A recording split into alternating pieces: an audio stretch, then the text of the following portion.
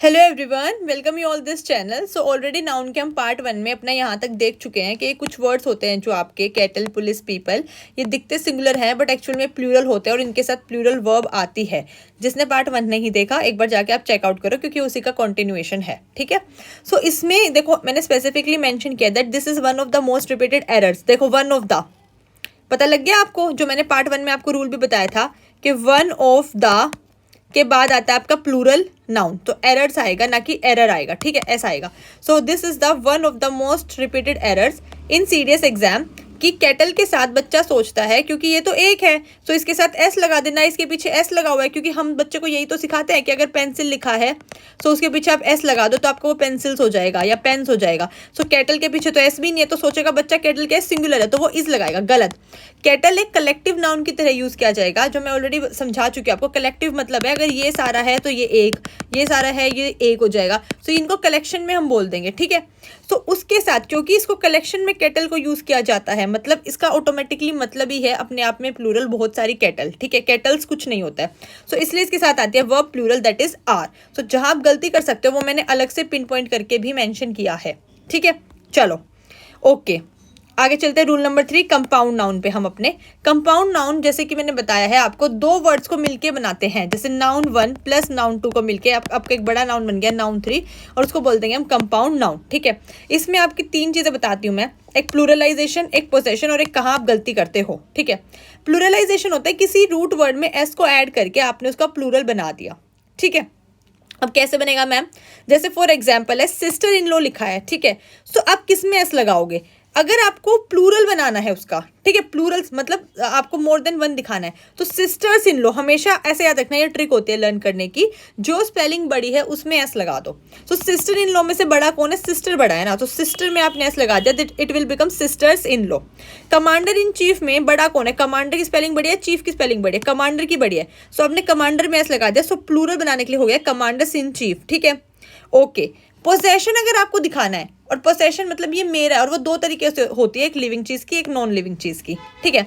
सो आपको add S to the last word, लेकिन S आप कैसे ऐड करोगे, जैसे यहाँ पे आपको सिस्टर इन लॉज, यहाँ लॉज में एस ऐड करना है। आई होप जो मैं कहना चाहती हूँ आप समझ पा रहे होंगे। मैं ये कह रही हूँ अगर आपको वर्ड का प्लूरल दिखाना है, मतलब मैं बोलती हूँ जीजा, जीजा एक जीजा, और एक मैं बोलूँ जीजा जी बहुत सारे, मतलब बहुत सारे जीजा जी हैं, ठीक है। या एक मतलब एक तरीके से जो बोलते हैं कि एक सन इन लो, और मैं बोलती हूँ बहुत सारे सन इन लो, बहुत सारे दामाद, तो सन्स इन लॉज हो जाएगा वहां पे, सन्स इन लो, ठीक है, सन में एस लग जाएगा आपका। सो सिमिलरली जो स्पेलिंग बड़ी है जिसको प्लूरल करना है आप उसमें एस लगा दो, अगर प्लूरल करना है तो बड़ी स्पेलिंग में।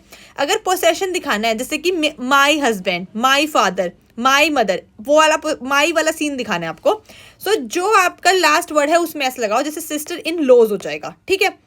अच्छा, अगर ये लिविंग के केस में है, अगर नॉन लिविंग का पोजेशन दिखाना है तो कैसे दिखाओगे, हमेशा एस ऑफ की फॉर्म में दिखाते हैं, the pen of cap, the cap of pen, ठीक है। पेन्स कैप कुछ नहीं होता क्योंकि नॉन लिविंग का पोजेशन कैसे दिखाओगे, द कैप ऑफ पेन बोला जाएगा कि भाई पेन की कैप, पेन्स कैप मतलब पेन्स यहाँ पे लिविंग थोड़ी है। सो आप इस यहाँ पे तो जो आपका सिस्टर इन लॉ है तो वो तो लिविंग है ना, वो बंदा तो लिविंग है ना, इसलिए हमने उसमें एस लगाया है। समझ में आ गई बात। बच्चे गलती पेपर में कैसे करते हैं, मिक्स कर देते हैं, सिस्टर इन लॉज कर देते हैं जब उन्हें प्लूरल दिखाना होगा, और यहाँ पे सिस्टर्स इन लॉज ऐसे या फिर ऐसे कर देते हैं। ये दोनों फॉर्म आपकी गलत है, मैंने बिल्कुल तोड़ के एग्जाम्पल देके समझाया है, ठीक है। आई होप समझ में आ गया होगा। नेक्स्ट, न्यूमेरिकल एडजेक्टिव्स का रूल नंबर 4 रहेगा आपका। Words like dozen, 100, 1000, million, pair, ये सारे आपके, ठीक है। इनको हम कैसे यूज करते हैं, इसमें दो केस आपके, definite number, indefinite quantity. When preceded by a number keep it singular, for example I have 200 rupees, ठीक है। तो जब आपने रुपीज के आगे एक प्रॉपर नंबर डाल दिया है 200, 100 जैसे आपने ऐसे नहीं बोला ना कि मतलब हंड्रेड्स ऑफ, ठीक है। सो आपने एक नंबर डाल दिया, सो वो हमेशा सिंगुलर रहेगा, यहाँ पे हंड्रेड्स नहीं होगा, ठीक है, क्योंकि यहाँ पे एक तरीके से आपने इसको डेफिनेट कर दिया कि मेरे पास 200 रुपये का नोट है या मेरे पास 200 रुपये है, ये सारा कैश, ठीक है। सो जब भी आपने उसको डेफिनेट कर दिया किसी नंबर के साथ 200, 300, 400, तो उसके बाद जो आएगा क्वांटिटी वो सिंगुलर रहेगी, ठीक है। अब आते हैं इनडेफिनेट में, कब आपको प्लूरल करना है, जब आप कोई स्पेसिफिक नंबर प्रेजेंट नहीं कर रहे हो, ठीक है, उसमें प्लूरल के साथ ऑफ लगाओगे, जैसे हंड्रेड्स ऑफ स्टूडेंट्स, इस अप्लाई किया एग्जाम के लिए, सीडीएस के लिए, so hundreds of students have applied for the CDS exam, ठीक है, ऐसे करके। सो यहाँ पे आपने लगा दिया ऑफ और साथ में लगा दिया प्लूरल, ठीक है। ओके, इसका एक और एग्जांपल देती हूँ। My father is 65 year old. अब मैंने यहाँ पे ईयर्स नहीं लिखा तो आप लोग तो कहोगे मैम ये तो गलत है, नहीं, बट ये ठीक है। क्यों? क्योंकि ईयर को मैंने स्पेसिफाई किया 65 से, तो ये 65 एक तरीके से आपका एडजेक्टिव की तरह काम करेगा। जैसे 100 के सामने 2 आपने लिखा है, वो 2 आपका डेफिनेट होके क्या बन गया है, एडजेक्टिव। और एडजेक्टिव का कभी भी प्लूरल नहीं होता है, ये बात हमेशा याद रखना। समझ में आई बात? क्या बोला मैंने? जहाँ पे 100 से पहले आपने 2 लिख के डेफिनेट किया, यहाँ पे आपने ईयर से पहले 65 लिख के डेफिनेट किया और ये बन गया एडजेक्टिव। एडजेक्टिव क्या होता है? जो आपके नाउन को स्पेसिफाई करता है। सीता सुंदर लड़की है, सो सुंदर इज द एडजेक्टिव जो उसकी क्वालिटी बता रहा है। सो मेरे पापा 65 ईयर ओल्ड है। कितने ओल्ड है? 65 ईयर ओल्ड। तो वो स्पेसिफाई कर रहा है पापा को, उनकी एज को, ठीक है। सो नाउन को स्पेसिफाई कर रहा है एडजेक्टिव, और एडजेक्टिव का कभी भी प्लूरल नहीं होता है, इसलिए हम उसमें एस नहीं लगाएंगे। यहाँ पे आपको कोई एडजेक्टिव नहीं हो रहा है, इसलिए हमने यहाँ पे एस लगा के ऑफ लगा दिया। आई होप क्लियर हो गया होगा। ओके, द वन वाला रूल देखते हैं अब हम। This is arguably the most tested concept, ठीक है। तो मेमोराइज करना है आपको। वन ऑफ के बाद प्लूरल नाउन आता है, मैं ऊपर भी बता चुकी हूँ। साथ में सिंगुलर वर्ब आती है, ठीक है। इसका लॉजिक क्या है? You are selecting one item from a group. मैं यही आपको हमेशा वीडियोस में बताती हूँ, 125 रूल्स में भी। वन ऑफ माई फ्रेंड्स, इतने सारे फ्रेंड्स में से टीना, मीना, सीता, गीता, राम, श्याम में से वन ऑफ माई फ्रेंड, एक फ्रेंड था मेरा जिसने मेरे साथ डिनर किया, ठीक है। सो उन सब फ्रेंड्स में से one of my friends is a doctor. उन सारे फ्रेंड्स में से, स्कूल फ्रेंड्स में से एक फ्रेंड है जिसने नीट क्लियर करके डॉक्टर बन गया है, ठीक है। सो आप उन सब में से, मैंने लॉजिक साथ में लिख दिया, आपको कुछ भी रटना नहीं है। अपना पूरा इंग्लिश का कोर्स इसी तरीके से प्रैक्टिकल नॉलेज प्लस लॉजिक के साथ चलेगा, प्लस PYQ के साथ। और ये आप देख रहे हो मैंने कितने अच्छे से PDF डिजाइन किया है कि इसमें जो आपके गलती करने के चांस हो सकते थे वो भी मैंने साथ साथ बता दिए हैं, ठीक है। So this is the best and ultimate series for you all. चलो अब हम आते हैं PYQ पे, जहां से मोस्टली आपके क्वेश्चंस आते हैं। अपने कॉन्सेप्ट जो थे वो मेन यहाँ तक खत्म हो गए। जो एक दो कॉन्सेप्ट है वो मैं PYQ के थ्रू बताऊंगी, ठीक है। The cattle is grazing in the field, जैसे कि मैंने आपको ऊपर एक्सप्लेन किया था, तो यहाँ इस तो नहीं आएगा। Cattle is a collective noun that looks like singular but होता है प्लूरल, तो क्या आएगा? Are. This is the correction. The sceneries of Kashmir are beautiful, so are नहीं आएगा क्योंकि सीनरी होता ही नहीं है कुछ भी। सीनरी को हम नेचुरली ही यूज करेंगे, मतलब इसका प्लूरल नहीं बनता है। और जब किसी सब्जेक्ट का प्लूरल ही नहीं बनेगा तो आप सिंगुलर यूज करोगे तो उसके साथ वर्ब आएगी सिंगुलर, दैट इज, ठीक है। ओके, ये हम पार्ट 1 में ऑलरेडी डिस्कस कर चुके थे। अब PYQ का चैलेंज 2 आता है। वन ऑफ द प्रॉब्लम, गलत। वन ऑफ द प्रॉब्लम्स के उन सारी प्रॉब्लम्स में से एक ये प्रॉब्लम है, ठीक है। With you is that you do not come on time या कम इन टाइम, ठीक है। I have many works to do, गलत। वर्क्स कुछ नहीं होता है। वर्क इज आपका एक तरीके से अनकाउंटेबल नाउन है। सो वर्क्स कुछ नहीं होगा। आई हैव मच वर्क या I have much work to do, ठीक है। सो वर्क्स नहीं होगा, वर्क होगा, ठीक है।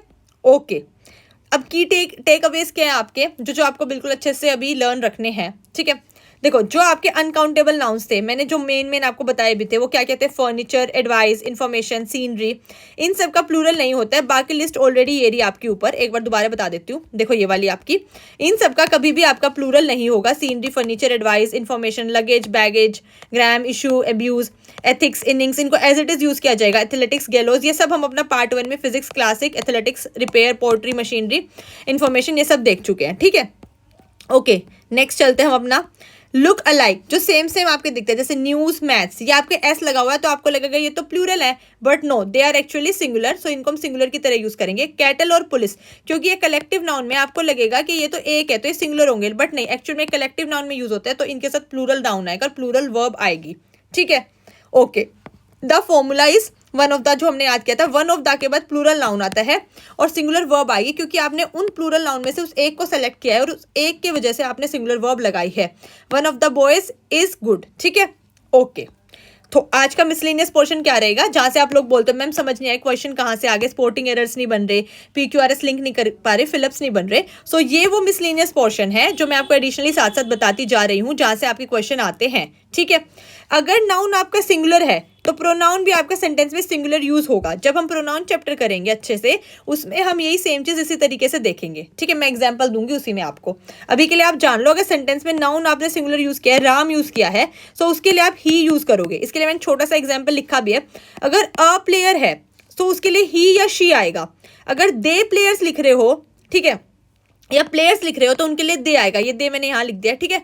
सो अगर आप एक बंदे, एक प्लेयर, अगर आप, मैं यहाँ पे बता देती हूँ, अगर आप एक बच्चे की बात करो, फॉर एग्जांपल अ स्टूडेंट लिख रहे हो, ठीक है, सो उसके लिए ही या क्या आएगा, शी आएगा।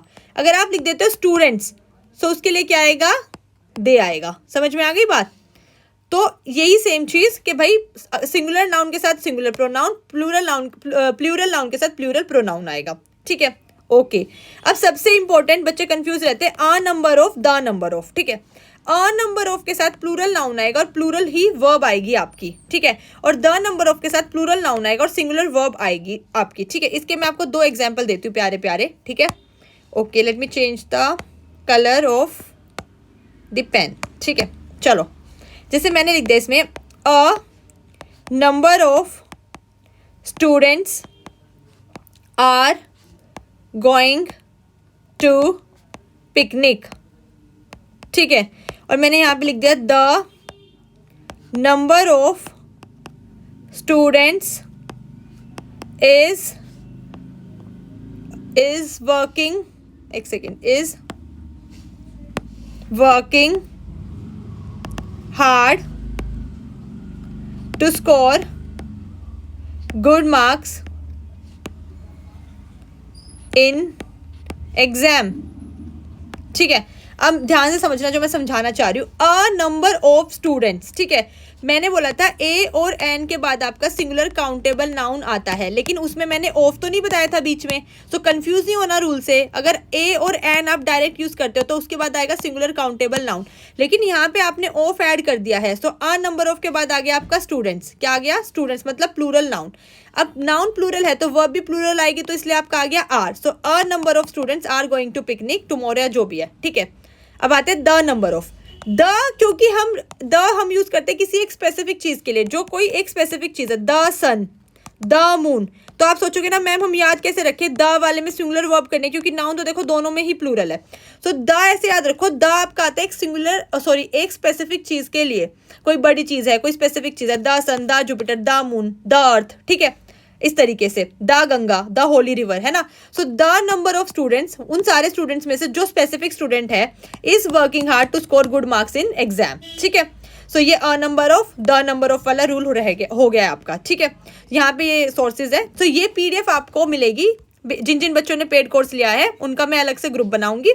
सो उन बच्चों को ये पीडीएफ उस ग्रुप में मिल जाएगी, और सीट्स बहुत लिमिटेड है। So this was the demo session, और you can say the first lecture. So ये वाला मैं यूट्यूब पे भी डाल दूंगी। ठीक है, सो आप सब बच्चे इसको देख लेना, और जिन जिन को फटाफट कोर्स चाहिए वो मुझे @Shruti 399 पे टेलीग्राम कर दे। हम इसी तरीके से कंप्लीट ग्रामर, कंप्लीट सीडीएस का कोर्स, जिसमें हमारा टारगेट रहेगा 80+ मार्क्स स्कोर करने वाले हैं। बिल्कुल बेसिक 0 से शुरू करेंगे हाई लेवल तक। आप देख रहे हो कितने अच्छे से पीडीएफ बनी हुई है। इसमें PYQ है, इसमें वो भी कि आप कहाँ कहाँ एरर्स में गलती कर सकते हो, कैसे आपको लिंक करना है, कंप्लीट कॉन्सेप्ट है, शॉर्ट और क्रिस्प मैनर में, और बेसिक से पूरा एडवांस तक का है। इतने कम प्राइस में, सिर्फ 999 में, आई डोंट थिंक कोई आपको इतना अच्छे से एक्सप्लेन करेगा। साथ में आपके 1-to-1 लाइव डाउट सेशन जो मेरे साथ रहेंगे वो बिल्कुल फ्री ऑफ कॉस्ट रहेंगे। ठीक है, तो आप लोग अच्छे से पढ़ाई करो, और जिन जिन ने कोर्स में एनरोल करना है वो मुझे @Shruti 399 पे मैसेज कर दे, क्योंकि ऑलरेडी बहुत सारे स्टूडेंट्स एनरोल कर चुके हैं, सीट्स लिमिटेड है। तो आप जल्दी से जल्दी एनरोल करो, आप करना चाहते हो तो। ठीक है, बाकी मेरी साइड से ये बेस्ट कंटेंट रहेगा जो आप सभी को प्रोवाइड होगा उसमें। चलो, please like, share and subscribe.